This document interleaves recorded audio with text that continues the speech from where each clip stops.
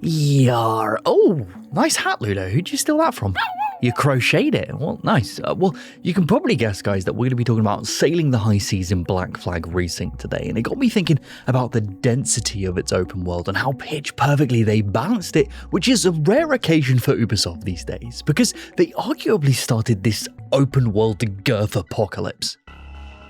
The misguided, data-driven corpo bullshit that bigger means better, and this largely being born from an outdated back-of-the-box selling point that square mileage equates to quality, but that couldn't be further from the truth. For example, as soon as I heard the Starfield developers claim that their game would have more than 1,000 planets spread across 100 systems at launch, I instantly knew that that game was dead in the water design-wise. As wide as an ocean and as deep as a puddle of piss, like butter scraped over too much bread. We all understand at this point why having an overly large open world can be a horrific detriment to meaningful exploration and the player's drive to want to explore it. And I've made an episode all about this, but it's a common misconception that a smaller but densely packed map is instantly superior, but this isn't always the case. Sure, it can be extremely exciting to have bustling streets with something new around every corner, but never a dull moment a paralyzed player makes, because we need to think about how a player navigates a densely packed environment based on their motivations, and most of this is via structured events or quests that give objectives to complete. When a player encounters a new objective, it will either be localized to a singular location like this specific room it was introduced in, or it will ask them to traverse to a new area, and this is common as progress to these new locations can allow players to encounter new content organically, but if that journey is too densely packed, it can become extremely overwhelming. A great example of a game that is chock-a-block with amazingly detailed content is Baldur's Gate 3, and I believe its first act might be one of the most perfectly placed pieces of gaming media I have ever seen, but for me it begins to fall out of whack when you reach the titular Baldur's Gate in Act 3. You could find a quest in a random ass building, and by the time you've reached your destination to tackle it, you've already encountered 2 random combat scenarios, 3 brand new quests attempt to grab your attention, and all while an NPC companion is screaming about some long lost vendetta that happens to be in a completely different map.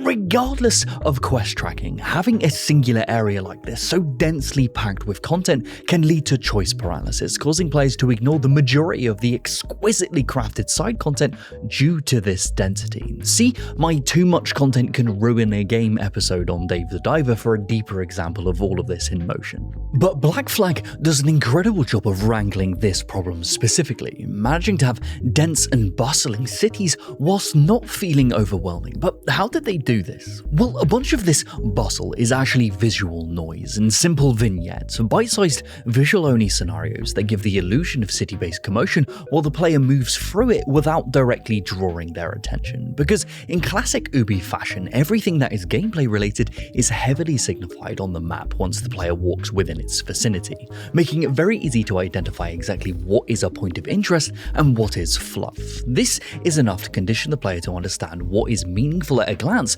rather than obsessively checking every corner, alleyway, and NPC for a potential lead. But the developers do go a bit overboard with this, like using a post-process effect to highlight interactables based on distance, or for something I have never seen before, allowing the player to hold left trigger to highlight key objects like chests through walls that they've not even been near before. I understand that the average gamer is historically as slow as a bag of rocks, but there are ways to do this without letting players look through literal walls.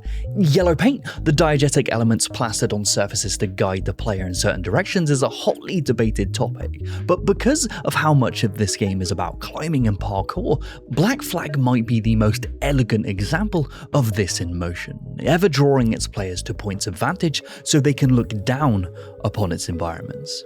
Which is really important because in most other games, players are simply exploring on a horizontal axis, but Assassin's Creed has verticality to its environments, which they use to wonderful effect to aid in its players' dissection of its complex environments. Imagine the rooftops as a highway to view specific points of interest from afar and then safely and quickly navigate to them, because while up here, the player has a clear line of sight to each defined section of the map that houses pockets of content. And this can be seen by the peaks and valleys of its town's environment are. Each important building is clearly signified by its unique silhouette and being either localized on its own or raised above the basic environment art, drawing the player's eye regardless of what level, the ground or rooftop, that they're on.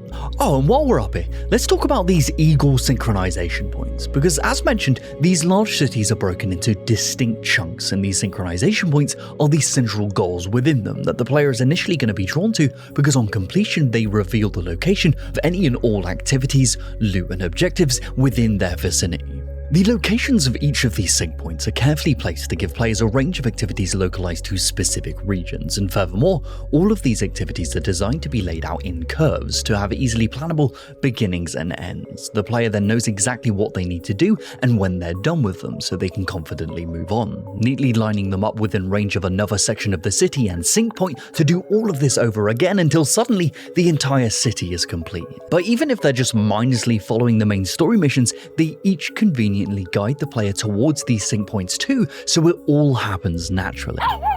Oh, what have you found? Oh, the most prized treasure of all. Supportive sponsors looking to help the show. Oh, let's give it a watch. This video is brought to you by PlayTracker, the app that tracks your cross-platform game library, achievements, stats, friend activity, and more. Lately, I've been pondering some of life's most difficult questions. Am I the person I want to be? What happens to our consciousness after we die? Do spiders have lungs? Just how much of my existence has been spent replaying From Software games?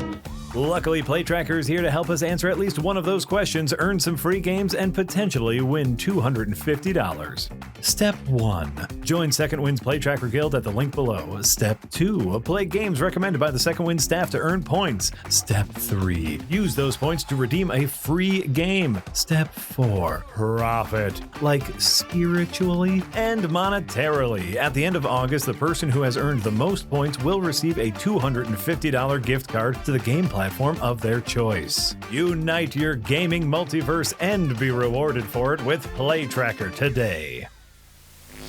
So we just saw how Blackflag created dense cities that feel alive, but in reality condensed its players' goals into bite-sized chunks, keeping them flowing between them, creating the illusion of a haystack but guiding players directly to its needles in a way that feels organic. But this doesn't just work within cities. Think of the open world as a macrocosm of the city's microcosm that uses the same exact philosophy. Distinct chunks, or because Blackflag is a pirate game, distinct islands and varied gameplay that the main story missions ping-pong the player between, with the same kind of density and flow from objective to objective.